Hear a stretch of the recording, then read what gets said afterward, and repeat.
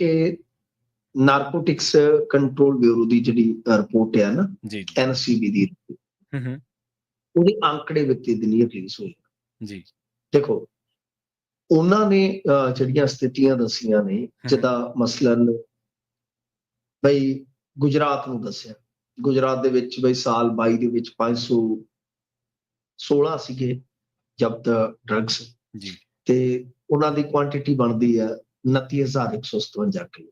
ਠੀਕ ਹੈ। ਫਿਰ 23 ਚ 604 ਤੇ ਕੁਆਂਟੀਟੀ ਬਣ ਜਾਂਦੀ ਆ 26,624, ਮਤਲਬ ਕਿ ਘਟ ਗਈ, ਕੇਸ ਵੱਧ ਗਏ।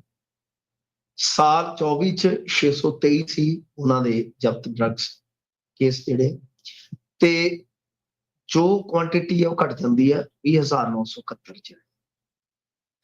ਇਸੇ ਤਰ੍ਹਾਂ ਮਤਲਬ ਕਿ 24 ਦੇ ਅੰਕੜੇ ਆਏ, 24 ਤੱਕ ਦੇ ਅੰਕੜੇ। ਜੰਮੂ ਕਸ਼ਮੀਰ ਉਹਦੇ ਵਿੱਚ ਕੇਸ ਜਿਹੜੇ ਆ 1875 ਤੇ ਜਿਹੜੀ ਜ਼ਬਤ ਡਰੱਗਸ ਆ ਉਹਦੀ ਕੁਆਂਟੀਟੀ 20,857 ਕਿਲੋ।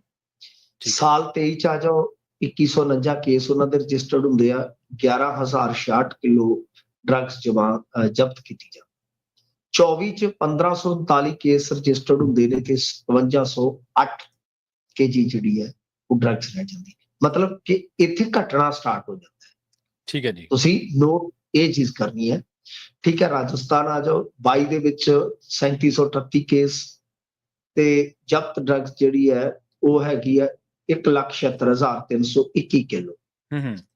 23 ਚ ਉਹਨਾਂ ਦੇ ਮੁਕੱਦਮੇ ਦਰਜ ਹੁੰਦੇ ਆ, ਮੁਕੱਦਮੇ ਵੱਧ ਜਾਂਦੇ ਆ, 5,098 ਮੁਕੱਦਮੇ ਹੋ ਜਾਂਦੇ ਆ। ਜ਼ਬਤ ਡਰੱਗਸ ਦੀ ਜਿਹੜੀ ਮਾਤਰਾ ਹੈ ਉਹ ਹੋ ਜਾਂਦੀ ਹੈ 2,94,582 ਕਿਲੋ, ਮਤਲਬ ਕਿ ਵੱਧ ਰਹੀ। ਪਰ ਫਿਰ 24 ਚ ਮੁਕੱਦਮੇ 5462 ਘਟ ਜਾਂਦੇ ਆ, ਰਿਕਵਰੀ ਜਿਹੜੀ ਹੈ ਉਹ 2,31,814 ਕਿਲੋ ਦੀ ਰਹਿ ਜਾਂਦੀ। ਹੁਣ ਪੰਜਾਬ ਚ ਜੀ ਪੰਜਾਬ ਚ 22 ਚ ਕੇਸ ਰਜਿਸਟਰਡ ਹੁੰਦੇ ਆ 12,423 ਤੇ ਡਰੱਗ ਜਿਹੜੀ ਆ ਉਹ ਜ਼ਬਤ ਕੀਤੀ ਜਾਂਦੀ ਆ 51,252। ਠੀਕ ਹੈ ਜੀ। ਸਾਲ 23 ਚ 11,564 ਮੁਕੱਦਮੇ ਦਰਜ ਹੁੰਦੇ ਆ ਤੇ ਰਿਕਵਰੀ ਜਿਹੜੀ ਆ ਉਹ ਹੋ ਜਾਂਦੀ ਹੈ 47,475, ਮਤਲਬ ਕਿ ਮੁਕੱਦਮੇ ਵੀ ਥੋੜੇ ਘਟ ਗਏ, ਰਿਕਵਰੀ ਵੀ ਘਟ ਗਈ। ਤੇ 24 ਚ ਇਹ ਹੁੰਦਾ ਹੈ ਕਿ 9,025 ਮੁਕੱਦਮੇ ਦਰਜ ਹੁੰਦੇ ਆ, ਡਰੱਗ ਜਿਹੜਾ ਹੈ ਨਾ ਉਹ 46,227 ਕਿਲੋ ਜਿਹੜਾ ਉਹ ਬਰਾਮਦ ਹੁੰਦਾ। ਹੁਣ ਜੇ ਆਪਾਂ ਇਹਨਾਂ ਨੂੰ ਦੇਖੀਏ ਤਾਂ ਅੰਕੜਿਆਂ ਦੀ ਰਿਕਵਰੀ ਦੇ ਲਿਹਾਜ਼ ਦੇ ਨਾਲ ਤੁਸੀਂ ਦੇਖ ਲਓ ਕਿ ਗੁਜਰਾਤ ਦੇ ਮੁਕਾਬਲੇ ਅਸੀਂ ਕਿੱਥੇ, ਠੀਕ ਹੈ ਨਾ ਜੀ। ਫਿਰ ਅਸੀਂ ਕਸ਼ਮੀਰ ਦੇ ਮੁਕਾਬਲੇ ਕਿੱਥੇ, ਫਿਰ ਅਸੀਂ ਜੇ ਕੇਸਾਂ ਦੀ ਤਾਦਾਦ ਦੇ ਵਿੱਚ ਲਿਖੀਏ ਤਾਂ ਆਪਾਂ ਰਾਜਸਥਾਨ ਤੋਂ ਕਈ ਗੁਣਾ ਜ਼ਿਆਦਾ। ਠੀਕ ਹੈ, ਮਤਲਬ ਸਾਫ਼ ਕਿ ਕਈ ਸਟੇਟਾਂ ਨਾਲੋਂ ਸਾਡੀ ਰਿਕਵਰੀ ਜ਼ਿਆਦਾ ਹੈ, ਕਈ ਸਟੇਟਾਂ ਨਾਲੋਂ। ਇਹਨੂੰ ਆਪਾਂ ਸਾਦੇ ਢੰਗ ਨਾਲ ਜੇ ਸਮਝਣਾ ਹੋਵੇ ਤਾਂ ਕਿਸੇ ਵੀ ਸਟੇਟ ਦੇ ਵਿੱਚ ਰਿਕਵਰੀ ਦਾ ਮਤਲਬ ਇਹ ਕਤਈ ਨਹੀਂ ਹੁੰਦਾ ਜਿਵੇਂ ਜਚਾਉਣ ਦਾ ਯਤਨ ਕੀਤਾ ਜਾ ਰਿਹਾ। ਹੁਣ 25 ਦਾ ਡਾਟਾ ਪੁਆਇੰਟ ਤੇ ਲਵਾਂਗੇ ਨਾ ਕਿ ਜੇ ਉਸ ਵੇਲੇ ਤੱਕ ਪੰਜਾਬ ਸਰਕਾਰ ਕਹੇ ਕਿ ਅਸੀਂ ਹੁਣ ਜਿਵੇਂ ਆਪਾਂ 24 ਚ ਵੇਖਿਆ ਕਿ ਇਹਨਾਂ ਦੇ ਮੁਕੱਦਮੇ ਸੀਗੇ 9,025, ਉਹਨਾਂ ਨੂੰ ਵਧਾ ਕੇ ਇਹਨਾਂ ਨੇ ਹੁਣ ਕਰ ਦੇਣਾ 13,000 ਕਰਤਾ ਜਾਂ 12,000 ਕਰਤਾ, 14, ਇੱਕ ਰਫਲੀ ਅੰਕੜਾ ਲੈ ਲਓ ਕਿ ਇਹ ਕਹਿਣ ਕਿ ਅਸੀਂ ਵੇਖ ਲਓ ਇੰਨੀ ਚੂੜੀ ਟਾਈਟ ਕੀਤੀ ਹੈ। ਤਾਂ ਇਹਦਾ ਮਤਲਬ ਇਹ ਨਹੀਂ ਹੈ ਕਿ ਰਿਕਵਰੀ ਜਾਂ ਮੁਕੱਦਮੇ ਵੱਧ ਗਏ ਤਾਂ ਡਰੱਗ ਜਿਹੜਾ ਹੈ ਉਹ ਘਟ ਗਿਆ ਜੀ। ਇਹਦਾ ਮਤਲਬ ਇਹ ਵੀ ਹੁੰਦਾ ਹੈ ਕਿ ਸਮਾਜ ਦੇ ਵਿੱਚ ਜਿੱਥੇ ਵੀ ਜਿਸ ਖਿੱਤੇ ਦੇ ਵਿੱਚ ਜਿੱਥੇ ਜ਼ਿਆਦਾ ਖਪਤ ਹੁੰਦੀ ਹੈ ਉੱਥੇ ਹੀ ਜ਼ਿਆਦਾ ਰਿਕਵਰੀ ਹੁੰਦੀ। ਇਹ ਆਪਣੇ ਆਪ ਦੇ ਵਿੱਚ ਕਹਿ ਲਓ ਕਿ ਅੰਕੜਿਆਂ ਦੀ 24 ਤੱਕ ਦੀ ਕਹਾਣੀ ਹੈ ਕਿ ਯੁੱਧ ਨਸ਼ਿਆਂ ਦੇ ਵਿਰੁੱਧ ਜਦੋਂ ਚੱਲ ਰਿਹਾ ਸੀ, ਇਸੇ ਦਰਮਿਆਨ ਹੀ NCB ਨੇ ਇਹ ਅੰਕੜੇ ਜਿਹੜੇ ਆ ਉਹ ਪੇਸ਼ ਕਰਕੇ ਸਾਰਿਆਂ ਨੂੰ ਹੈਰਾਨ ਕਰ ਦਿੱਤਾ ਕਿ ਜੰਮੂ ਕਸ਼ਮੀਰ ਤੇ ਗੁਜਰਾਤ ਵੀ ਇਹਨਾਂ ਤੋਂ ਪਿੱਛੇ ਆ। ਕਿਉਂਕਿ ਆਪਾਂ ਦੇਖੀਏ Jammu Kashmir sensitive border zone ਜਿਹੜਾ ਗੁਜਰਾਤ ਆ, ਉੱਥੇ ਆਪਾਂ ਪੰਜਾਬੀ ਅਕਸਰ ਨਿਸ਼ਾਨਾ ਕੱਸਦੇ ਆ ਕਿ ਅਡਾਨੀ ਦੇ ਪੋਰਟਾਂ ਤੋਂ ਆ ਰਹੀ ਹੈ, ਇਹ ਹੈ। ਤਾਂ ਮਤਲਬ ਕਿ ਉਹ ਸਾਰੇ ਜਿਹੜੇ ਅੰਕੜੇ ਨੇ ਉਹ ਜ਼ਬਤੀ ਦੇ ਜਿਹੜੇ ਅੰਕੜੇ ਆ ਉਹ ਸਿੱਧ ਕਰਦੇ ਨੇ ਕਿ ਹਾਲੇ ਸਮੱਸਿਆ ਇੱਥੇ ਬਹੁਤ ਵੱਡੀ ਹੈ ਕੀ ਆ। ਹੁਣ ਜੇ ਆਪਾਂ ਦੇਖੀਏ ਇਹਨਾਂ ਦਾ ਯੁੱਧ ਨਸ਼ਿਆਂ ਵਿਰੁੱਧ ਤਾਂ ਉਹ ਤਾਂ ਹੁਣ ਜਿਵੇਂ 31 ਮਈ ਸੀ ਕਿ ਫਿਰ ਇਹਨਾਂ ਨੇ ਕਹਿ ਦਿੱਤਾ ਕਿ ਇੱਕ ਪੜਾਅ ਹੈ ਜੀ। ਫਿਰ ਸੂਬਿਆਂ 'ਚ ਹੁਣ ਇਹਨਾਂ ਦਾ ਕਹਿਤਾ ਬਿਆਨ ਆ ਗਿਆ ਡੀਜੀਪੀ ਸਾਹਿਬ ਦਾ ਕਿ ਮੁਕੰਮਲ ਖਾਤਮੇ ਲਈ ਜੀ ਰੋਡ ਮੈਪ ਤਿਆਰ ਕਰਾਂਗੇ ਸੂਬੇ 'ਚੋਂ ਨਸ਼ੇ ਦੇ ਖਾਤਮੇ ਵਾਸਤੇ, ਤੇ ਏਦਾਂ ਕਰਾਂਗੇ ਓਦਾਂ ਕਰਾਂਗੇ। ਉਹ ਕਹਿਣ ਦਾ ਮਤਲਬ ਇਹ ਆ ਕਿ ਭਾਈ ਅਸੀਂ ਜਿਸ ਤਰ੍ਹਾਂ ਦੇ ਮਾਹੌਲ ਦੇ ਵਿੱਚ ਇੱਥੇ ਵੇਖ ਰਹੇ ਹਾਂ, ਇਹ ਬਹੁਤ ਵੱਡੀ ਸਮੱਸਿਆ ਹੈ ਪ੍ਰਵੀਨ ਜੀ। ਅੰਕੜਿਆਂ ਦੇ ਨਾਲ ਠੀਕ ਹੈ ਸਥਿਤੀ ਦਾ ਪਤਾ ਲੱਗਦਾ, ਜੀ ਜੀ ਪਰ ਜੇ ਤੁਸੀਂ ਅੰਕੜੇ ਵਧਾ ਕੇ, ਗ੍ਰਿਫਤਾਰੀਆਂ ਵਧਾ ਕੇ, ਰਿਕਵਰੀ ਵਧਾ ਕੇ ਇਹ ਕਹੋ ਕਿ ਬਈ ਇਹਦਾ ਅਸਰ ਜਿਹੜਾ ਯਕਦਮ ਹੋ ਗਿਆ, ਯਕਦਮ ਇਹ ਮੁਸ਼ਕਲ ਹੈ। ਜੀ ਬਿਲਕੁਲ। ਤੇ ਅਗਲੀ ਖਬਰ ਦੇ ਵੱਲ ਵਧੀਏ। ਸਪੈਸ਼ਲ ਪੈਕੇਜ ਦੇ ਲਈ ਕਹਿੰਦੇ ਚਿੱਠੀ ਲਿਖਣੀ ਸੀ, ਉਹ ਲਿਖਣੀ ਭੁੱਲ ਗਏ। ਉਹ ਬਥੇਰਾ ਕਹਿੰਦੇ ਅਸੀਂ ਸਪੈਸ਼ਲ ਪੈਕੇਜ ਮੰਗਦੇ ਹਾਂ ਜੀ, ਅਸੀਂ ਆਹ ਮੰਗਦੇ ਹਾਂ ਕੇਂਦਰ ਤੋਂ, ਚਿੱਠੀ ਨਹੀਂ ਲਿਖੀ ਗਈ। ਦੇਖੋ ਪਾਕਿਸਤਾਨ ਬਾਰਡਰ ਤੇ ਆਪਾਂ ਹੈਗੇ ਆ ਜੀ ਤੇ ਆਪਣੀ ਬਹੁਤ ਵੱਡੀ ਪੰਜਾਬ ਦੀ ਇੱਕ ਬਾਉਂਡਰੀ ਜਿਹੜੀ ਹੈ ਪਾਕਿਸਤਾਨ ਨਾਲ ਛਿੰਦੀ ਹੈ, ਤੇ ਬਹੁਤ ਵੱਡਾ ਏਰੀਆ ਇਸ ਤਰ੍ਹਾਂ ਦਾ ਹੈ ਜਿਹਦੇ ਵਿਕਾਸ ਤੇ ਉਦਾਰ ਸਕਦੇ। ਫਿਰ ਇਸ ਤੋਂ ਇਲਾਵਾ ਤੁਸੀਂ ਆ ਦੇਖਿਆ ਹੀ ਆ ਪਿੱਛੇ ਜਿਹੜੀ ਇੱਕ ਲੜਾਈ ਕਹਿ ਲਓ ਜੋ ਦੋਨਾਂ ਮੁਲਕਾਂ ਦੇ ਵਿੱਚ ਹੋਈ, ਤਾਂ ਕਿਵੇਂ ਘਰ-ਬਾਰ ਤੱਕ ਛੱਡਣ ਦੀ ਨੌਬਤ ਆ ਗਈ। ਜੀ ਬਿਲਕੁਲ। ਹੁਣ ਉਸ ਵੇਲੇ ਕੀ ਹੁੰਦਾ ਆ ਕਿ ਆਪਾਂ ਨੂੰ ਯਾਦ ਆ ਕਿ ਸਰਵ ਪਾਰਟੀ ਮੀਟਿੰਗ ਹੋਈ ਸੀ, ਯਾਦ ਹੈ ਨਾ ਤੁਹਾਨੂੰ? ਜਾਖੜ ਸਾਹਿਬ ਹੋਰੀ ਵੀ ਤੇ ਹੋਰ ਦੂਜੇ ਤੀਜੇ ਜਿਹੜੇ ਵੱਡੇ ਪ੍ਰਮੁੱਖ ਵਿਰੋਧੀ ਧਿਰ ਦੇ ਨੇਤਾ ਸਾਰੇ ਇਕਜੁੱਟ ਹੋਏ ਸਨ, ਸਹਿਮਤ ਹੋਏ ਸਨ ਜੀ। ਉਹ ਇਸ ਗੱਲ ਤੇ ਸਹਿਮਤ ਵੀ ਹੋਏ ਸਨ ਕਿ ਦੇਖੋ ਬਈ ਹੁਣ ਜਿਵੇਂ ਪਿੱਛੇ ਜੇ ਔਜਲਾ ਸਾਹਿਬ ਤੇ ਰੰਧਾਵਾ ਸਾਹਿਬ ਕਹਿ ਰਹੇ ਸਨ ਕਿ ਅੰਮ੍ਰਿਤਸਰ ਨੂੰ ਨੋ ਵਾਰ ਜ਼ੋਨ ਐਲਾਨਿਆ ਜਾਣਾ ਚਾਹੀਦਾ, ਹਾਂਜੀ ਉਹਦੇ ਤੇ ਸਾਰਿਆਂ ਦੀ ਸਹਿਮਤੀ ਬਣਦੀ। ਚਲੋ ਯਾਰ ਅੰਮ੍ਰਿਤਸਰ ਜਿਹੜੇ ਵਾਸਤਾ ਦਾ ਘਰ ਹੈ ਨਹੀਂ ਹੋਣਾ ਚਾਹੀਦਾ। ਹੁਣ ਦੂਜੇ ਪਾਸੇ ਜੇ ਆਪਾਂ ਦੇਖੀਏ ਤਾਂ ਇੱਕ ਇਹ ਸਹਿਮਤੀ ਬਣੀ ਸੀ ਕਿ ਜੀ ਦੇਖੋ ਆਪਾਂ ਪੈਕੇਜ ਸਪੈਸ਼ਲ ਪੈਕੇਜ ਦੀ, ਤੁਹਾਨੂੰ ਯਾਦ ਹੋਣਾ ਖਬਰਾਂ ਵੀ ਬਹੁਤ ਬਿਲਕੁਲ ਜੀ। ਅੱਛਾ, ਗੁਲਾਬ ਚੰਦ ਕਟਾਰੀਆ ਵੱਲੋਂ ਸੱਤਾਧਾਰੀ ਪਾਰਟੀ ਤੇ ਹੋਰ ਜਿਹੜੇ ਦੂਜੇ ਸੀਗੇ ਨਾ ਪਾਰਟੀਆਂ ਦੇ ਨੁਮਾਇੰਦੇ, ਉਹਨਾਂ ਦੇ ਪ੍ਰਧਾਨਾਂ ਨੂੰ ਸੱਦ ਕੇ ਆਲ ਪਾਰਟੀ ਮੀਟਿੰਗ ਕੀਤੀ। ਹੁਣ ਫੈਸਲਾ ਕਰਨ ਤੋਂ ਬਾਅਦ ਸਰਕਾਰ ਦੀ ਡਿਊਟੀ ਲੱਗਦੀ ਹੈ ਕਿ ਮਾਮਲੇ 'ਚ ਕੇਂਦਰ ਸਰਕਾਰ ਦੇ ਨਾਲ ਰਾਬਤਾ ਕਾਇਮ ਰੱਖਦੇ ਹੋਏ ਸਪੈਸ਼ਲ ਪੈਕੇਜ ਦੀ ਇੱਕ ਜਿਹੜੀ ਮੰਗ ਹੈ ਨਾ ਉਹ ਕੀਤੀ ਜਾਵੇ। ਤੇ ਪ੍ਰਵੀਨ ਜੀ ਕਮਾਲ ਦੀ ਗੱਲ ਆ ਕਿ ਇਸ ਹਫ਼ਤੇ 15 ਦਿਨ ਬੀਤ ਜਾਣ ਦੇ ਬਾਵਜੂਦ ਸਰਕਾਰ ਨੇ ਉਹ ਲੈਟਰ ਹੀ ਨਹੀਂ ਦੇਖਿਆ। ਕੀ ਬਾਤ। ਮਤਲਬ ਕਿ ਸਾਡੀ ਦੇਖੋ ਲੀਡਰਸ਼ਿਪ ਜਿਹੜੀ ਆ ਉਹ ਇਸ ਤਰ੍ਹਾਂ ਦੀ ਗੈਰ ਸੰਜੀਦਾ ਹੋਏਗੀ ਤੇ ਫਿਰ ਕਿਵੇਂ ਗੱਲ ਚੱਲੇਗੀ ਨਾ।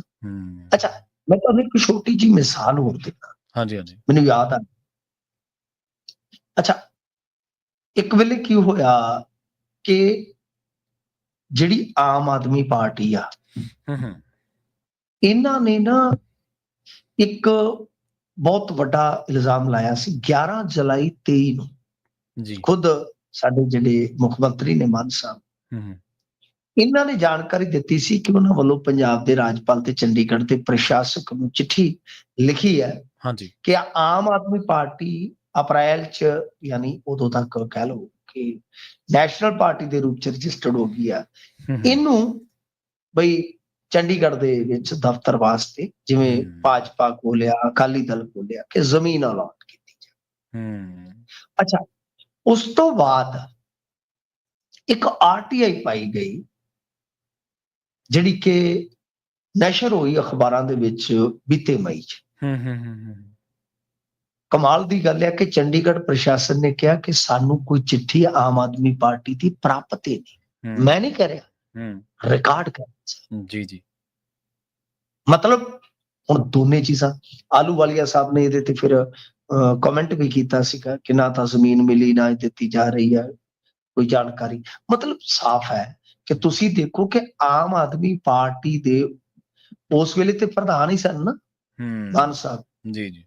ਤਾਂ ਬਤੌਰ ਮੁੱਖ ਮੰਤਰੀ, ਬਤੌਰ ਪ੍ਰਧਾਨ ਉਹ ਝੂਠ ਬੋਲ ਕੇ ਕਿ ਅਸੀਂ ਚਿੱਠੀ ਲਿਖੀ, ਜਦ ਕਿ ਪ੍ਰਸ਼ਾਸਨ ਨੇ ਲਿਖਤੀ ਜਵਾਬ ਦਿੱਤਾ ਕਿ ਨਹੀਂ ਚਿੱਠੀ ਲਿਖੀ। ਹੁਣ ਤੁਸੀਂ ਕੀ ਕਹੋਗੇ? ਇਹ ਤੇ ਬੜਾ ਹੀ, ਮੈਂ ਕਹਿੰਦਾ ਕਿ ਅਜੀਬ ਜਿਹਾ ਮਾਹੌਲ ਹੈ। ਹਾਂ ਚਲੋ ਹਾਲੇ ਵੀ ਆਪਣੀ ਭੁੱਲ ਨੂੰ ਸੁਧਾਰਨ, ਯਾਦ ਕਰਨ, ਯਾਦਾਸ਼ਤ ਸ਼ਕਤੀ ਤੇਜ਼ ਕਰਨ ਵਾਸਤੇ ਬਦਾਮ ਰੋਗਨ ਜਾਂ ਇਹਨਾਂ ਸ਼ਹਿਦ ਦਾ ਇਸਤੇਮਾਲ ਕਰਿਆ ਕਰਨ, ਬਿਹਤਰ ਹੈ ਥੋੜੀ ਵਰਜਿਸ਼ ਵੀ ਕਰਨ। ਤਾਂ ਗੱਲ ਇਹ ਆ ਕਿ ਭਾਈ ਤੁਸੀਂ ਇਹਨਾਂ ਚੀਜ਼ਾਂ ਤੇ ਤਾਂ ਧਿਆਨ ਦਿਓ ਨਾ, ਜੀ ਤੇ ਧਿਆਨ ਸਿਰਫ ਦੇਣ ਦੀ ਜ਼ਰੂਰਤ ਹੁੰਦੀ ਹੈ, ਤੁਸੀਂ ਆਰਡਰ ਕਰਨਾ ਹੈ। ਤੁਹਾਡੇ ਮੁੱਖ ਮੰਤਰੀ ਦੇ ਦਫ਼ਤਰ ਨੇ ਚਿੱਠੀ ਪੱਤਰ ਕੱਢਣੀ ਹੁੰਦੀ ਹੈ, ਤੇ ਜੇ ਤੁਹਾਨੂੰ ਇੰਨੀ ਵੀ ਫੁਰਸਤ ਨਹੀਂ ਹੈ ਸਾਹਿਬ, ਤਾਂ ਫਿਰ ਮੇਰੇ ਖਿਆਲ ਦੇ ਨਾਲ ਇਹ ਪੰਜਾਬੀਆਂ ਦੀ ਵੀ ਫਿਤਰਤ ਨਹੀਂ ਹੈ ਕਿ ਤੁਹਾਨੂੰ ਵਾਕਿਆ ਹਰ ਵਾਰੀ ਮੌਕਾ ਹੀ ਮਿਲ ਜਾਏ, ਕਿ ਤੁਹਾਡੇ ਕੋਲ ਫੁਰਸਤ ਨਹੀਂ, ਤੇ ਫਿਰ ਇੰਨੀ ਉਹਨਾਂ ਦੀ ਵੀ ਇਹੋ ਜਿਹੀ ਫਿਤਰਤ ਨਹੀਂ ਕਿ ਵਾਰ-ਵਾਰ ਉਹ ਤੁਹਾਨੂੰ ਮੌਕਾ ਦੇਣਗੇ। ਸੋ ਗਲਤ ਹੈ, ਮੇਰੇ ਖਿਆਲ ਦੇ ਨਾਲ ਸੰਜੀਦਗੀ ਦਿਖਾਉਣ ਦੀ ਜ਼ਰੂਰਤ ਹੈ। ਇਨਕਲਾਬੀ ਬੰਦੇ ਨੇ ਮਿੰਟੂ ਜੀ, ਆਪਾਂ ਨੂੰ ਹੋ ਸਕਦਾ ਭੁਲੇਖਾ ਲੱਗ ਜੇ, ਇਨਕਲਾਬੀ ਬੰਦੇ ਨੇ ਧਰਨਾ ਲਾ ਕੇ ਲੈ ਆਉਣਗੇ ਪੈਸੇ। ਤਾਂ ਜੇ ਚਿੱਠੀ ਲਿਖਣੀ ਆ, ਚਿੱਠੀ ਲਿਖਣ ਦੀ ਲੋੜ ਹੀ ਨਹੀਂ, ਜ਼ਰੂਰਤ ਵਾਲੇ ਬੰਦੇ ਨੇ ਸਾਰੇ। ਚੀਮਾ ਸਾਹਿਬ ਜਿਹੜੇ ਸਾਡੇ ਖਜ਼ਾਨਾ ਮੰਤਰੀ ਨੇ, ਮੈਨੂੰ ਯਾਦ ਆਈ ਗੱਲ ਮਿੰਟੂ ਜੀ, ਇੱਕ ਵਾਰੀ ਇਹ ਕਹਿੰਦੇ ਵੀ ਅਸੀਂ ਕੇਂਦਰ ਤੋਂ ਐਂ ਕਰਾਂਗੇ, ਫਲਾਂ ਕਰਾਂਗੇ, ਕੇਂਦਰ ਨੇ ਜੇ ਸਾਨੂੰ ਪੈਸਾ ਨਾ ਦਿੱਤਾ ਅਸੀਂ ਐਂ ਕਰ ਦਿਆਂਗੇ। ਬਾਅਦ ਦੇ ਵਿੱਚ ਇਹਨਾਂ ਦੀਆਂ ਖਬਰਾਂ ਲੱਗੀਆਂ ਵੀ ਇਹ ਬਾਰਗੇਨਿੰਗ ਕਰਕੇ ਆਏ ਉੱਥੇ ਜਾ ਕੇ, ਕਿ ਭਾਈ ਤੁਸੀਂ ਅਸੀਂ ਇੰਨਾ ਕੁ ਵਿਆਜ ਲਾ ਲਓ ਤੇ ਸਾਨੂੰ ਇੰਨੇ ਕੁ ਪੈਸੇ ਦੇ ਦਿਓ, ਇੰਨੇ ਕੁ ਸਾਨੂੰ ਕਰਜ਼ਾ ਮਹੀਨੇ ਦਾ ਚੱਕ ਲੈਣ ਦਿਓ। ਸੋ ਆ ਇਹਨਾਂ ਦੀ ਕਾਰਕਰਦਗੀ ਹੈ। ਮਤਲਬ ਅਖਬਾਰੀ ਬਿਆਨ ਕੁਛ ਹੋਰ, ਜਦੋਂ ਦਿੱਲੀ ਨੂੰ ਗੱਡੀ ਸਿੱਧੀ ਹੋ ਗਈ ਫੇਰ ਕੁਛ ਹੋਰ, ਫਿਰ ਜਿਵੇਂ ਤੁਸੀਂ ਕਹੋਗੇ ਜੀ ਉਵੇਂ ਕਰ ਲਾਂਗੇ। ਮਤਲਬ ਕਹਿਣਾ ਸਟੇਜਾਂ ਤੋਂ ਮਿੰਟੂ ਜੀ ਕਿ ਗੱਲਾਂ ਕੁਛ ਹੋਰ ਕਰਨੀਆਂ, ਨਿਕਲਣਾ ਕੁਛ ਹੋਰ। ਅਗਲੀ ਖਬਰ ਦੇ ਵੱਲ ਵਧੀਆ, ਝੰਜੇੜੀ ਕਹਿੰਦੇ ਜ਼ਮੀਨ ਦੀ ਕੀਮਤ ਹੀ ਖਿੱਚ ਰਹੀ ਹੈ ਜੀ ਲੋਕਾਂ ਨੂੰ। ਇੱਕ ਝੰਜੇੜੀ ਪਿੰਡ ਦਾ ਨਾ ਇੱਕ ਰੌਲਾ ਹੈ, ਬਹੁਤ ਵੱਡਾ ਰੌਲਾ ਹੈ। ਇਹ 1942 ਤੋਂ ਵੀ ਪਹਿਲਾਂ ਦੀ ਜਿਹੜੀ ਹੈ ਨਾ ਜ਼ਮੀਨ ਜੀ, ਉਹ ਕੁਝ ਬੰਦਿਆਂ ਦੇ ਕੋਲ, ਠੀਕ ਹੈ ਜੀ, ਠੀਕ ਹੈ। ਹੁਣ ਜਿਹੜਾ ਝੰਜੇੜੀ ਜ਼ਮੀਨ ਦਾ ਰੌਲਾ ਹੈ ਨਾ ਪ੍ਰਵੀਨ ਜੀ, ਉਹਦੇ ਵਿੱਚ ਮਤਲਬ ਇਹ ਜ਼ਮੀਨ ਤੇ ਚੋਖੀ ਆ, ਜੇ ਆਪਾਂ ਦੇਖੀਏ ਨਾ ਜ਼ਮੀਨ ਵਾਹਵਾ ਹੈ, ਪਰ ਉਹਦੇ ਚ ਰੌਲਾ ਪਿਆ। 82 ਕਿੱਲਿਆਂ ਦਾ ਫੈਸਲਾ ਹੋਇਆ, ਮਤਲਬ ਕਿ ਏਡੀਸੀ ਕੋਲ ਕੇਸ ਗਿਆ, ਫਿਰ ਹਾਈ ਕੋਰਟ ਜਾਂਦਾ, 5-6 ਬੰਦੇ ਜਾਂਦੇ ਆ, ਕੇਸ ਹਾਰ ਜਾਂਦੇ ਆ। ਹਾਈ ਕੋਰਟ ਇੱਕ ਹੁਕਮ ਪਾਸ ਕਰਦਾ ਕਿ 85 ਕਿੱਲੇ ਜ਼ਮੀਨ ਜਿਹੜੀ ਹੈ ਨਾ ਉਹ ਦਿੱਤੀ ਜਾ ਸਕਦੀ ਹੈ ਸਿੱਖਿਆ ਦੇ ਕਾਰਜਾਂ ਵਾਸਤੇ, ਠੀਕ ਹੈ ਜੀ, ਜਾਂ ਹੋਰ ਸਾਂਝੇ ਕੰਮ। ਇਸਨੂੰ ਏਦਾਂ ਆਪਾਂ ਸਮਝ ਲਈ। ਚਲੋ ਉਸ ਤੋਂ ਬਾਅਦ ਕੀ ਹੁੰਦਾ ਹੈ ਕਿ ਪੰਜਾਬ ਦੀ ਇਹ ਗਵਰਨਮੈਂਟ ਆਉਂਦੀ ਹੈ, ਯਾਨੀ ਆਮ ਆਦਮੀ ਪਾਰਟੀ। ਇਹ ਜਿਹੜਾ ਪਿੰਡ ਆ ਝੰਜੇੜੀ ਬਿਲਕੁਲ ਨਾਲ ਹੀ ਆ ਸਵਾਣਾ, ਇਧਰੋਂ ਲਾਂਡਰਾਣਾ, ਤੇ ਯੂਨੀਵਰਸਿਟੀ ਹੀ ਆ। ਹੁਣ ਤੇ ਇਧਰੋਂ ਮੇਰੇ ਖਿਆਲ ਦੇ ਨਾਲ ਇੱਕ ਹੋਰ ਬਹੁਤ ਵੱਡਾ ਸੜਕੀ ਪ੍ਰੋਜੈਕਟ ਲੰਘ ਗਿਆ। ਯਾਨੀ ਜ਼ਮੀਨ ਕਾਦੀ ਸਮਝ ਲਓ ਕਿ ਜ਼ਮੀਨ ਦੇ ਵਿੱਚ ਨੋਟ ਹੀ ਵਿਛੇ ਪਏ ਨੇ ਕਰੋੜਾਂ ਰੁਪਏ। ਹੁਣ ਚੱਕਰ ਕੀ ਆ? ਚੱਕਰ ਇਹ ਆ ਕਿ ਉਹ ਜਿਹੜੇ 5-6 ਬੰਦੇ ਕੇਸ ਹਾਰੇ, 85 ਕਿੱਲੇ ਜ਼ਮੀਨ ਜਿਹੜੀ ਆ ਉਹ ਤੇ ਸਰਕਾਰ ਨੂੰ ਜਾਣੀ ਆ। ਇਹ ਜ਼ਮੀਨ ਜਿਹੜੀ ਆ ਗਾਂ ਹੋਰ ਕੁਝ ਕਿਸਾਨ ਨੇ, ਦਰਜਨਾਂ ਕਿਸਾਨ ਕਹਿ ਸਕਦੇ ਹਾਂ ਆਪਾਂ, ਮੇਰੀ ਖੁਦ ਉਹਨਾਂ ਕਿਸਾਨਾਂ ਨਾਲ ਗੱਲ ਹੋਈ ਵੀ ਆ ਜੀ। ਉਹ ਦੱਸਦੇ ਨੇ ਕਿ ਜਦੋਂ ਹੁਣ ਵਾਰੰਟ ਆਰਡਰ ਕਰਤਾ ਇਹਨਾਂ ਨੇ ਜ਼ਮੀਨ ਕਬਜ਼ਾ ਲੈਣ, ਤਾਂ ਖਸਰਾ ਨੰਬਰ ਉਹ ਪਾ ਦਿੱਤਾ ਗਿਆ ਜੋ ਵਾਹਨਦਾਰਾਂ ਦਾ ਹੈ। ਮਤਲਬ 85 ਕਿੱਲੇ ਤੇ ਆਈ ਉਸ ਖਸਰੇ ਨੰਬਰ ਵਾਲੀ ਜੀ। ਫਰਜ਼ ਕਰੋ ਕਿ ਜਿਹੜਾ ਹਾਈ ਕੋਰਟ ਦਾ ਆਰਡਰ ਹੋਇਆ, ਇਹ 85 ਕਿੱਲੇ ਜ਼ਮੀਨ ਜਿਹੜੀ ਹੈ ਵੀ ਇਹਨੂੰ ਜਾਏਗੀ ਆ ਵਾਲੀ। ਪਰ ਜਦੋਂ ਵਾਰੰਟ ਆਰਡਰ ਦਿੱਤਾ ਗਿਆ ਤਾਂ ਉਸ ਵੇਲੇ ਖਸਰਾ ਨੰਬਰੋਂ ਪਾ ਦਿੱਤਾ ਜਿਹੜੇ ਕਿ ਸੁਪਰੀਮ ਕੋਰਟ ਤੋਂ ਕੇਸ ਦਿੱਤੇ ਵਾਹਨਦਾਰ 90 ਦੇ ਦਹਾਕੇ। ਮਤਲਬ ਕਿ ਸੁਪਰੀਮ ਕੋਰਟ ਨੇ ਉਹਨਾਂ ਨੂੰ ਮਾਲਕੀਅਤ ਤੈਅ ਕਰਕੇ ਦਿੱਤੀ ਆ, ਠੀਕ ਹੈ ਜੀ। ਉਹ ਖਸਰਾ ਨੰਬਰ ਪਾ ਦਿੱਤਾ ਗਿਆ ਜੀ। ਹੁਣ ਉੱਥੇ ਉਹ ਜ਼ਮੀਨ ਨੂੰ ਹਥਿਆਉਣ ਵਾਸਤੇ ਪ੍ਰਸ਼ਾਸਨ ਆਉਂਦਾ ਜੀ ਰਾਤ ਨੂੰ, ਠੀਕ ਹੈ। ਤੇ ਉਹਨਾਂ ਦਾ ਦੋਸ਼ ਹੈ ਕਿ ਸਿਵਿਲੀਅਨ ਬੰਦੇ ਵੀ ਕੁਛ ਨਾਲ ਹੁੰਦੇ ਨੇ, ਫਿਰ ਉਹ ਵਿਰੋਧ ਕਰਦੇ ਆ। ਜਦ ਕਿ ਆਪਣੀ ਰਪਟ ਦੇ ਵਿੱਚ ਜਿਹੜਾ ਟੈਕਸ ਕਲੈਕਟਰ ਆ ਉਹ ਕਹਿ ਰਿਹਾ ਜੀ ਅਸੀਂ ਦਿਨ ਨੂੰ ਗਏ ਸੀ, ਮਤਲਬ ਕਿ ਆਪਣਾ ਜਿਹੜਾ ਉਹ ਉੱਥੇ ਜਾ ਕੇ ਕਾਨੂੰਨੀ ਕਾਰਵਾਈ ਕਰਵਾਉਂਦਾ ਹੈ, ਪਰਚਾ ਕਰਵਾਉਂਦਾ ਹੈ। ਤੇ ਕਮਾਲ ਦੀ ਗੱਲ ਆ ਕਿ ਜਦੋਂ ਮਤਾ ਪਾਇਆ ਕੁਝ ਪੰਚਾਇਤੀ ਨੁਮਾਇੰਦਿਆਂ ਨੇ ਕਿ ਬਈ ਆਹ ਖਸਰਾ ਨੰਬਰ ਜਾਣਾ ਚਾਹੀਦਾ 85 ਕਿੱਲਿਆਂ 'ਚ, ਚੱਕ ਕੇ ਉਹਨਾਂ ਤੇ ਵੀ ਪਰਚਾ ਹੈ, ਸਸਪੈਂਡ ਕਰਤੇ ਜੀ। ਮਤਲਬ ਐਸੀ ਕਹਾਣੀ ਹੈ ਕਿ ਉਹ ਕਰੋੜਾਂ ਰੁਪਏ ਦੀ ਜ਼ਮੀਨ। ਮੈਂ ਤੁਹਾਨੂੰ ਇੱਕ ਚੀਜ਼ ਹੋਰ ਦੱਸਾਂ ਪ੍ਰਵੀਨ ਜੀ, ਮਾਜਰੀ ਬਲਾਕ ਹੈ ਉਰੇ ਮੁਹਾਲੀ ਦੇ ਲਾਗੇ, ਤੁਹਾਨੂੰ ਪਤਾ ਹੀ ਹੈ ਮੈਂ ਉਸ ਇਲਾਕੇ ਤੋਂ ਕਿੰਨਾ ਕੁ ਵਾਕਿਫ ਹਾਂ ਤੇ ਕਿਉਂ ਆ ਜੀ ਜੀ। ਇੱਕ ਖਾੜ ਆ ਇੱਧਰ, ਇਹਨਾਂ ਸਾਈਡਾਂ ਤੇ ਕੁਝ ਬੰਦੇ ਜਿਹੜੇ ਬਾਹਰੋਂ ਆਏ ਨੇ, ਹੁਣ ਤੁਸੀਂ ਆਪ ਹੀ ਕੁਝ ਚੀਜ਼ਾਂ ਨੂੰ ਸਮਝਦੇ ਜਾਣਾ। ਹੂੰ, ਉਹ ਆਪਣੇ ਬੰਦਿਆਂ ਦੇ ਥਰੂ ਹੀ ਜ਼ਮੀਨਾਂ ਜਿਹੜੀਆਂ ਹਥਿਆ ਰਹੇ ਨੇ। ਜੀ, ਰਜਿਸਟਰੀ ਕਿਸੇ ਦੇ ਨਾਮ ਤੇ ਆ, ਕੋਈ ਰੌਲੇ ਵਾਲੀ ਜ਼ਮੀਨ ਆ। ਤੁਹਾਨੂੰ ਯਾਦ ਹੈ ਬਲਵੀਰ ਸਿੱਧੂ ਜਦੋਂ ਸਿਹਤ ਮੰਤਰੀ ਹੁੰਦੇ ਸੀ, ਹਾਂਜੀ, ਹਾਂਜੀ, ਇਸੇ ਤਰ੍ਹਾਂ ਇੱਕ ਪਿੰਡ ਦਾ ਰੌਲਾ ਪੈ ਗਿਆ ਸੀਗਾ ਜੀ ਸਹੀ ਹੈ, ਕਿ ਅਸੀਂ ਜੀ ਫਲਾ ਗਊਸ਼ਾਲਾ ਦੀ ਉਹ ਸੁਸਾਇਟੀ ਬਿਲਕੁਲ, ਰਜਿਸਟਰਡ ਬਿਲਕੁਲ, ਕੀਤੀ, ਕਿੰਨਾ ਰੌਲਾ ਪੈ ਗਿਆ ਸੀ। ਆਹੀ ਸੇਮ ਕਹਾਣੀ ਸੀ। ਜੀ, ਪੰਚਾਇਤਾਂ ਉਹ ਨੁਮਾਇੰਦੇ ਉਦੋਂ ਵੀ ਅੜੇ ਸੀਗੇ। ਸੋ ਇਸ ਪਿੰਡ ਦੀ ਕਹਾਣੀ ਜਾਂ ਵਾਦਕਾਰ ਜਿਹੜੇ ਆ ਉਹਨਾਂ ਦੀ ਤਰਾਸਦੀ ਇਹੋ ਆ ਕਿ ਜ਼ਮੀਨ ਦੀ ਕੀਮਤ ਬਹੁਤ ਆ, ਤੇ ਅੱਜ ਕੱਲ ਇਹੋ ਜਿਹੀਆਂ ਜ਼ਮੀਨਾਂ ਨੂੰ ਉੱਥੇ ਲਾਗੇ ਬੰਨੇ ਹਥਿਆਉਣ ਦੀ ਬਾਹਰੋਂ ਆਏ ਕੁਝ ਬੰਦਿਆਂ ਦੀ ਲਲਕ ਬਹੁਤ ਆ। ਤੇ ਸਭ ਤੋਂ ਵੱਡੀ ਗੱਲ ਪ੍ਰਵੀਨ ਜੀ, ਜੀ, ਮੈਨੂੰ ਤੇ ਇਹ ਵੀ ਕੁਝ ਬੰਦਿਆਂ ਦਾ ਪਤਾ ਹੈ ਕਿ ਕਰੋੜਾਂ ਰੁਪਈਆ ਦਾ ਕੈਸ਼ ਲਿਆਉਣ ਲਿਜਾਣ ਦਾ ਕੰਮ ਵੀ ਆਪਣੇ ਬੰਦੇ ਕਰੀ ਜਾਂਦੇ, ਤੇ ਜ਼ਮੀਨਾਂ ਦੇ ਨਿਸ਼ਾਨਦੇਹੀ ਵੀ ਆਪਣੇ ਬੰਦੇ ਕਰਾਈ ਜਾਂਦੇ ਆ ਜੀ। ਬਿਲਕੁਲ ਸਹੀ ਹੈ ਜੀ, ਬਿਲਕੁਲ। ਤੇ ਮਿੰਟੂ ਜੀ, ਅਗਲੀ ਖਬਰ ਦੇ ਵੱਲ ਵਧੀਆ ਗੱਲ ਕਰੀਏ ਆਪਾਂ। ਪ੍ਰਿੰਸੀਪਲ ਸਕੱਤਰ ਦੀ ਜਿਹਦੀ ਤਨਖਾਹ ਕਰਨ ਦੇ ਹੁਕਮ ਹੋਏ ਨੇ ਜੀ। ਇਹ ਕੋਈ ਨਾ ਕੋਈ ਇਦਾਂ ਦਾ ਹੁਕਮ ਹਰੇਕ ਮਹੀਨੇ ਜਾਂ ਹਫ਼ਤੇ 'ਚ ਤੁਹਾਨੂੰ ਵੇਖਣ ਨੂੰ ਮਿਲਦਾ ਹੈ। ਜਦੋਂ ਹਾਈ ਕੋਰਟ ਦੇ ਵਿੱਚ ਪੰਜਾਬ ਸਰਕਾਰ ਜਾਂਦੀ ਆ, ਫਿਰ ਉੱਥੇ ਜਾ ਕੇ ਕੋਈ ਚੀਜ਼ ਜਿਹੜੀ ਹੈ ਉਹ ਕਾਇਦੇ ਦੇ ਮੁਤਾਬਕ ਕੀਤੀ ਨਹੀਂ ਹੁੰਦੀ ਤੇ ਸਿਆਪਾ ਪੈ ਜਾਂਦਾ ਹੈ। ਹੁਣ ਜਿਹੜੇ ਪ੍ਰਿੰਸੀਪਲ ਸਿਹਤ ਸਕੱਤਰ ਆ, ਉਹਨਾਂ ਦੀ ਤਨਖਾਹ ਦਾ 1/3 ਹਿੱਸਾ ਕੁਰਕ ਕਰਨ ਦਾ ਹਾਈ ਕੋਰਟ ਵੱਲੋਂ ਹੁਕਮ ਕੀਤਾ ਗਿਆ ਹੈ। ਜੀ, ਕਿਉਂਕਿ ਇੱਕ ਕੋਈ ਲੈਕਚਰਰ ਸਨ ਡਾਕਟਰ ਪ੍ਰਵੀਨ ਪ੍ਰਕਾਸ਼, ਠੀਕ ਹੈ ਜੀ, ਇਹਨਾਂ ਨੂੰ ਪੈਨਸ਼ਨ ਲਾਭ ਦੇਣ ਸੰਬੰਧੀ ਅਦਾਲਤ ਨੇ ਫੈਸਲਾ ਕੀਤਾ ਸੀਗਾ। ਗੁਰੂ ਗੋਬਿੰਦ ਸਿੰਘ ਮੈਡੀਕਲ ਕਾਲਜ ਤੇ ਹਸਪਤਾਲ ਫਰੀਦਕੋਟ ਤੋਂ ਰਿਟਾਇਰ ਹੋਏ ਸਨ। ਇਹਨਾਂ ਨੇ ਅਦਾਲਤ ਦਾ ਦਰਵਾਜ਼ਾ ਖੜਕਾਇਆ ਸੀਗਾ ਕਿ ਭਾਈ 13 ਜੁਲਾਈ 23 ਨੂੰ ਹਾਈ ਕੋਰਟ ਫੈਸਲਾ ਕਰ ਦਿੰਦਾ ਹੈ ਕਿ ਭਾਈ ਇਹ ਜਿਹੜਾ ਫੈਸਲਾ ਸੀ ਪਿਛਾ ਦਿੱਤਾ ਸੀਗਾ। ਜੀ, ਜੀ, ਇਹ ਹੁਕਮ ਅਦੋਲੀ। ਦਰਅਸਲ ਕੀ ਆ ਕਿ 16 ਅਗਸਤ 1991 ਤੋਂ ਅਮਲ 'ਚ ਸੀਨੀਅਰ ਲੈਕਚਰਰ ਦੇ ਰੂਪ 'ਚ ਉਹਨਾਂ ਦੀ ਤਰੱਕੀ ਦਾ ਨਿਰਦੇਸ਼ ਸੀਗਾ। ਨਾਲ ਹੀ ਪੈਨਸ਼ਨ ਤੇ ਰਿਟਾਇਰਮੈਂਟ ਲਾਭਾਂ 'ਚ ਵੀ ਸੋਧ ਕੀਤੀ ਗਈ ਸੀ, ਯਾਨੀ 1991 ਤੋਂ। ਠੀਕ ਹੈ ਜੀ। ਤਾਂ ਜਿਹੜਾ ਆਰਡਰ ਹੋਇਆ, ਇਹਨਾਂ ਨੇ ਆਰਡਰ ਹੀ ਇੰਪਲੀਮੈਂਟ ਨਹੀਂ ਕੀਤਾ। ਤਾਂ ਮਤਲਬ ਕਿ ਵਿਵਾਦ ਇਸ ਗੱਲ ਦਾ ਹੋ ਗਿਆ ਕਿ ਕਮਾਲ ਹੈ, ਜਦੋਂ ਹਾਈ ਕੋਰਟ ਨੇ ਤੁਹਾਨੂੰ ਹੁਕਮ ਦੇ ਦਿੱਤਾ, ਤੁਸੀਂ ਹੁਕਮ ਨੂੰ ਕੋਈ ਚੈਲੰਜ ਨਹੀਂ ਕੀਤਾ, ਤਾਂ ਫਿਰ ਤੁਹਾਨੂੰ ਉਹ ਲਾਗੂ ਕਰਨਾ ਹੀ ਪਵੇਗਾ। ਦੁਬਾਰਾ ਬੰਦਾ ਜਾਂਦਾ, ਲੈਕਚਰਰ ਸਾਹਿਬ ਦੁਬਾਰਾ ਜਾਂਦੇ, ਫਿਰ ਉਹਨਾਂ ਨੇ ਕਿਹਾ ਕਿ ਪ੍ਰਿੰਸੀਪਲ ਜਿਹੜੇ ਹੈਲਥ ਦੇ ਆ, ਉਹਨਾਂ ਦੀ ਤਨਖਾਹ ਦਾ ਇੱਕ ਹਿੱਸਾ ਕੁਰਕ ਕਰ। ਤੁਸੀਂ ਦੇਖਿਆ ਹੋਣਾ ਹੈ ਕਿ ਇੱਥੇ ਇਸ ਤਰ੍ਹਾਂ ਦਾ ਮਾਹੌਲ ਹੈ ਕਿ ਪਟਿਆਲੇ ਦੇ ਵਿੱਚ ਜਿਹੜਾ ਅਮਲਾ ਫੈਲਾ ਹੈ, ਪ੍ਰਸ਼ਾਸਕੀ ਅਮਲਾ ਫੈਲਾ, ਆਲਾ ਅਫਸਰ ਆ ਜਾਂਦੇ ਜਿਹਦੇ ਚ IAS ਤੱਕ ਵੀ, ਕਿ ਉਹਨਾਂ ਦੇ ਗੱਡੀ ਨੂੰ ਜ਼ਬਤ ਕਰਨ ਤੱਕ ਦੇ ਹੁਕਮ ਹੋ ਗਏ ਸਨ। ਕਿਉਂਕਿ ਉਹ ਜ਼ਮੀਨ ਦਾ ਰੌਲਾ ਸੀ, ਮੁਆਵਜ਼ਾ ਨਹੀਂ ਸੀ ਦਿੱਤਾ ਜਾ ਰਿਹਾ। ਬਹੁਤ ਵੱਡੀਆਂ ਗੱਲਾਂ ਹਾਈ ਕੋਰਟ ਚ ਉੱਥੇ ਹੁੰਦੀਆਂ ਨੇ। ਪੰਜਾਬ ਸਰਕਾਰ ਦੀਆਂ ਕਾਰਕਰਦਗੀਆਂ ਨੂੰ ਜੇ ਦੇਖਣਾ ਹੋਵੇ ਤਾਂ ਉੱਥੇ ਤੁਸੀਂ ਜਿਹੜੀ ਸੁਣਵਾਈ ਹੁੰਦੀ ਹੈ ਸਰਕਾਰ ਦੇ ਮਾਮਲਿਆਂ ਦੇ ਮੁਤਲਕ ਚ, ਉਹਨੂੰ ਗਹੀਨਤਾ ਦੇ ਨਾਲ ਦੇਖੋਗੇ ਤਾਂ ਫਿਰ ਪਤਾ ਲੱਗ ਜਾਂਦਾ ਕਿ ਹੇਠਲੇ ਪੱਧਰ ਤੇ ਬਿਊਰੋਕ੍ਰੇਸੀ ਜਾਂ ਜਿਹੜੀ ਸਾਡੀ ਮਤਲਬ ਕਿ ਸਰਕਾਰ ਹੈ, ਵਿਧਾਨ ਪਾਲਿਕਾ ਹੈ, ਤੇ ਫਿਰ ਜਿਹੜੀ ਅੱਗੇ ਜਾ ਕੇ ਆਪਾਂ ਕਹ ਲਓ ਕਾਰਜਪਾਲਿਕਾ ਹੈ, ਜਿਹੜੀ ਇਹਨਾਂ ਦਾ ਤਾਲਮੇਲ ਕਿਸ ਤਰ੍ਹਾਂ, ਐਗਜ਼ੀਕਿਊਟਿਵ ਤੇ ਜਿਹੜੀ ਸਾਡੀ ਗਵਰਨਮੈਂਟ ਹੈ ਉਹ ਕਿਸ ਤਰ੍ਹਾਂ ਚੱਲ ਰਹੀ। ਜੀ ਬਿਲਕੁਲ। ਤੇ ਅਗਲੀ ਖਬਰ ਦੇ ਵੱਲ ਵਧੀਆ ਮਿੰਟੂ ਜੀ, ਬਾਗਬਾਨੀ ਰਕਬੇ ਦੇ ਵਿੱਚ ਕਹਿੰਦੇ ਵਾਧਾ ਹੋਇਆ ਜੀ। ਨਹੀਂ, ਚਲੋ ਇਹ ਸ਼ੁਭ ਸੰਕੇਤ ਆ। ਇੱਥੇ ਵੀ ਡਾਟਾ ਚੱਕ ਲੈਂਦੇ ਆਪਾਂ ਥੋੜਾ ਕਿ 19-20 ਚ ਕੁੱਲ ਰਕਬਾ ਜਿਹੜਾ ਸੀਗਾ 90,466 ਜੀ। ਠੀਕ ਹੈ ਜੀ। ਇਹ ਹੈਕਟੇਅਰ ਦੇ ਵਿੱਚ ਹੁੰਦਾ, ਇਸ ਗੱਲ ਨੂੰ ਹਮੇਸ਼ਾ ਯਾਦ ਰੱਖਣਾ ਤੁਸੀਂ। ਹੈਕਟੇਅਰ ਦੇ ਵਿੱਚ ਹੁੰਦਾ ਹੈ। ਹੈਕਟੇਅਰ ਦਾ ਮਤਲਬ ਕਿ 2.5 ਕਿੱਲੇ ਇੱਕ ਹੈਕਟੇਅਰ ਚ। ਤਾਂ 21 ਤੱਕ ਯਾਨੀ 2021 ਤੱਕ ਉਹ ਜਿਹੜਾ ਰਕਬਾ 90,466 ਸੀ, 93,615 ਹੋ ਜਾਂਦਾ।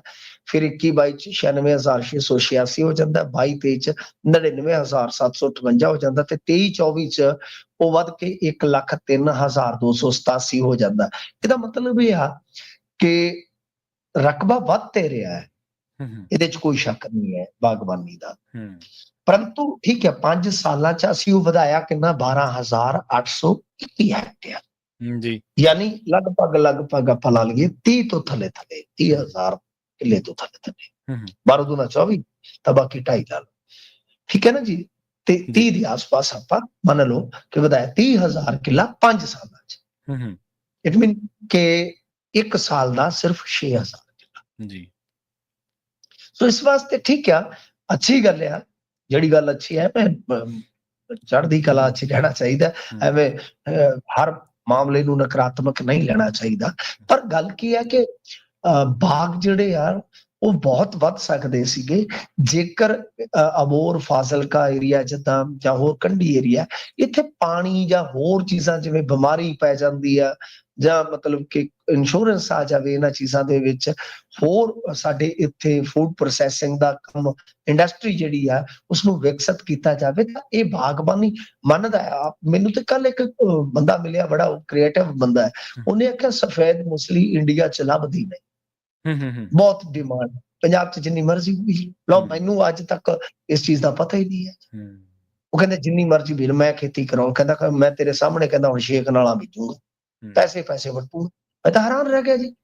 ਨਹੀਂ, ਕਈ ਲੈਂਦੇ ਨੇ ਜ਼ੋਖਮ ਮਿੰਟੂ ਜੀ, ਪਰ ਉਹਨਾਂ ਦੀ ਗਿਣਤੀ ਵਿਚਾਰਿਆਂ ਦੀ ਬਹੁਤ ਘੱਟ ਆ, ਕਈ ਜ਼ੋਖਮ ਲੈਂਦੇ ਨੇ। ਆਨਲਾਈਨ ਕਹਿੰਦਾ ਮੈਂ ਟ੍ਰੇਨਿੰਗ ਲੈਂਦਾ, ਸਿਰਫ 10 ਪੜ੍ਹਿਆ ਵਿਅਕਤੀ ਹੈ ਜੀ।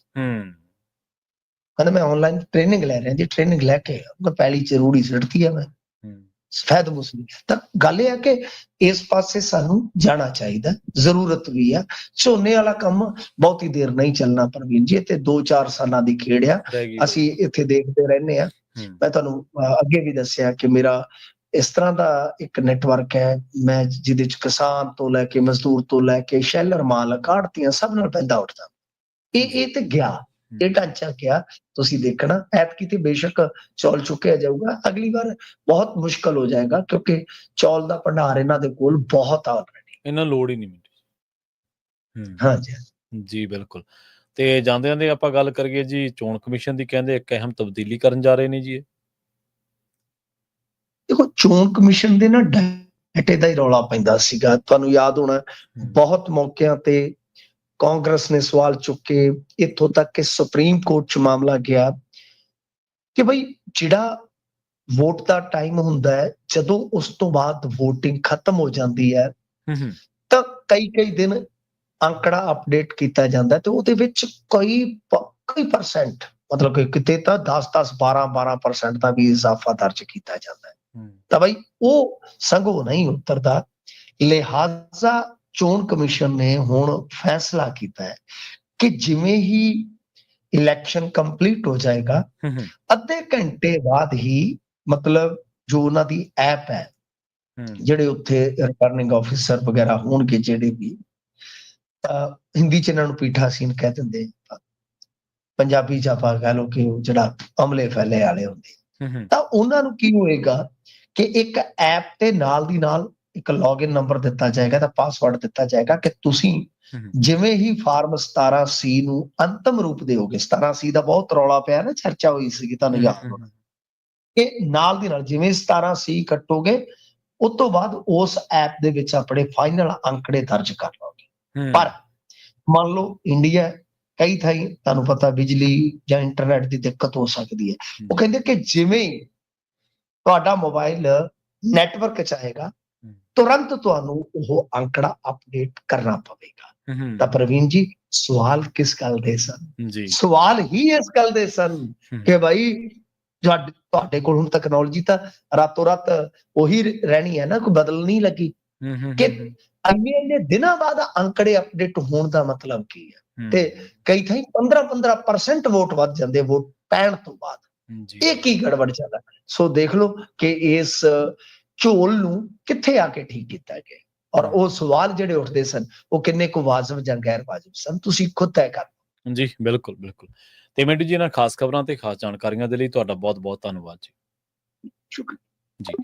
ਪ੍ਰੋਗਰਾਮ ਖਬਰ ਤੇ ਨਜ਼ਰ ਨੂੰ ਆਪਾਂ ਇੱਥੇ ਹੀ ਸਮਾਪਤ ਕਰਾਂਗੇ। ਤੁਹਾਡਾ ਸਾਰਿਆਂ ਦਾ ਵੀ ਬਹੁਤ ਧੰਨਵਾਦ। ਸਤਿ ਸ਼੍ਰੀ ਅਕਾਲ। ਜੁੜੇ ਰਹੋ ਪੰਜਾਬੀ ਰੇਡੀਓ USA ਦੇ ਨਾਲ।